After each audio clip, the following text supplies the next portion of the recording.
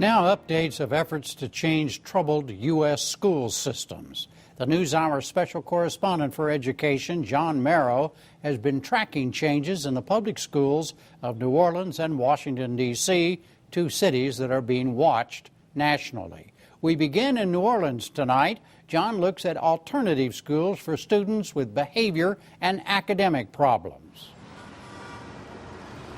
When school superintendent Paul Vallas arrived in New Orleans 3 years ago, he faced a tough challenge: how to educate students who are way behind academically or who have gotten in trouble with the law. This school, Booker T. Washington, was designed for teenagers who are performing at an elementary school level. Although 3/4 of students in Vallas's district are at least one grade level behind, here the problem is extreme. I've got 16-year-old 7th graders and 17-year-old 8th graders and 18-year-old 9th graders who are reading at the 3rd or 4th grade reading level. Those are tremendous challenges. Students who have been expelled or run into trouble with the law attend Success at Schwartz Academy with the goal of improving their behavior and returning to regular high school.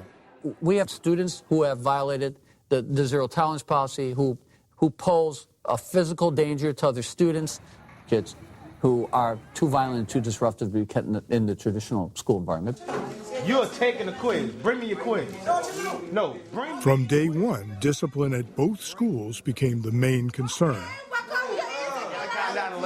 Mara Bursey was assistant principal at Booker T. Washington. Our students, they are frustrated. They are emotionally frustrated. They are academically frustrated. Oh, no! They're not aware of how they're creating a domino effect or how it may affect the entire classroom.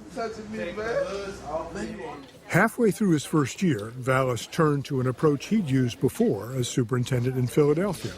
He hired a private company, Camelot, to run Booker T. Washington and Schwartz. One of the reasons that we brought Camelot in was there was no infrastructure. When we came in, there were no alternative schools. We were not equipped yet to come in with a model of our own and to set up these programs and to run them effectively.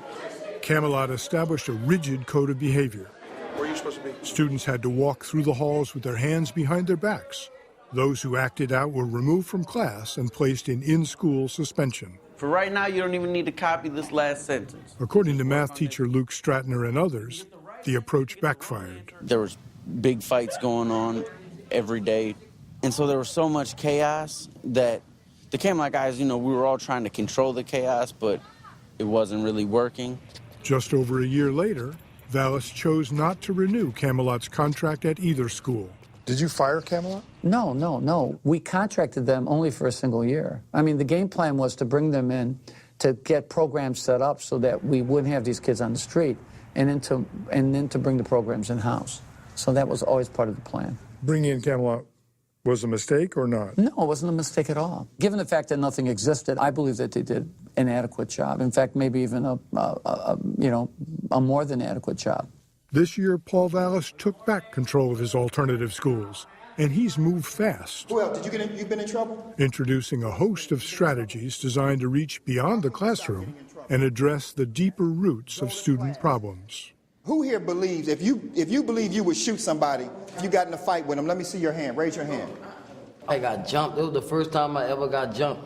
And I was, excuse my loud, pissed off. Right. This is Circle of Courage, a new course at Booker T. Washington, the school for overage students. It's a daily class designed to teach them to make better life decisions, a lesson leader Khalil Osiris and other instructors have learned the hard way. Each of us have had challenges with the criminal justice system. We've made some very poor choices and in some cases horrible choices in our lives, but have found a way to turn our lives around. You have the potential to do it all, but it comes down to what kind of choices you're going to make. You feel me? All right. They been there, they done that, and they understand, and then they give us a positive note so we don't take the same route that they took. I love that. Deputy Superintendent Michael Hagan oversees Vallas's alternative schools. They're learning how to de-escalate on their own. They're learning how to do peer mediation.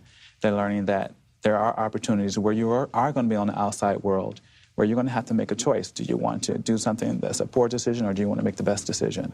Principal Rosemary Martin hopes that lessons learned in Circle of Courage will lead to academic success.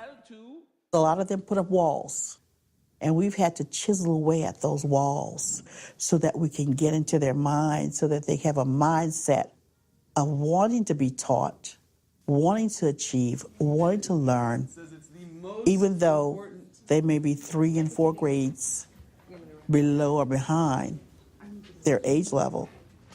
To earn the students' trust, Principal Martin says the school has to take responsibility for past mistakes.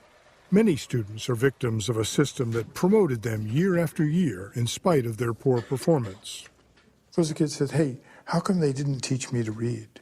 What do you say? I tell the students who have those issues that, yeah, there are people who did not teach you how to read. Somewhere along the road, someone dropped the ball. So it's not their fault? It's not their fault. That's the first step, is acknowledgement. Last year, just 13% of 8th graders passed the state test required to move on to high school. This year, with the help of after-school programs and Saturday classes, Principal Martin hopes she'll reach 60%. It's an all-out effort to have our kids achieve the mastery that they need to achieve. At Schwartz Academy, the high school for students who've been expelled, discipline is still tight, but classes have changed. Talk to me. In this journalism class, students are encouraged to develop and present a point of view. This is a reflection of you. And what Schwartz now has a monthly newspaper, a first for the school. you guys write well, and people tend to follow what you all say. Today's discussion concerns coverage of the earthquake in Haiti. We should do a compare and contrast about the time that it took for them to give the people food and to save them and stuff like that, to the time that it took for them to get to New Orleans and save us and help us. I think for the first time, they're recognizing that they have a voice. Somebody is asking them what do they believe, and they get to say it. Okay, all right. In an effort to develop skills that can lead to jobs, some Schwartz students are now participating in a dual enrollment program at Louisiana Technical College. 1, 2, 3. Courses include nursing and carpentry. I like taking young people out of the traditional high school environment and putting them in an environment where they are surrounded with individuals who are focused on their careers. That's what we're going to do, young man, all right? Although both schools still struggle with behavior problems, Vallis believes his empowerment approach is making a difference. It's like tough love, where with Camelot it was tough. Tough love versus tough. Versus tough. State test results come back in May.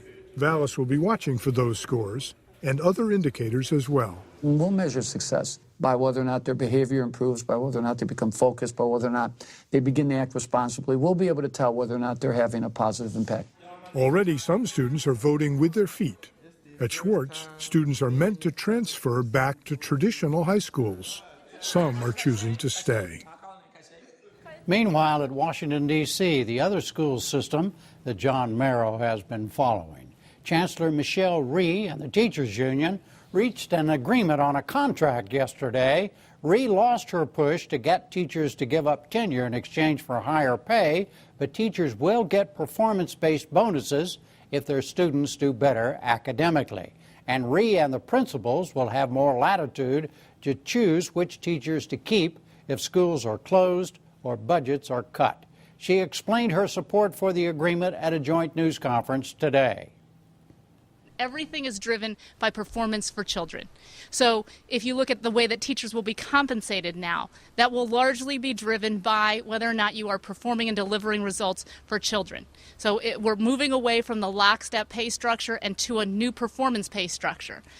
The second is that the decisions about staffing in schools, who may be leaving a school because of an excess or who will be placed in a school, will be driven by performance. Who is best suited to meet the needs of the children in this school?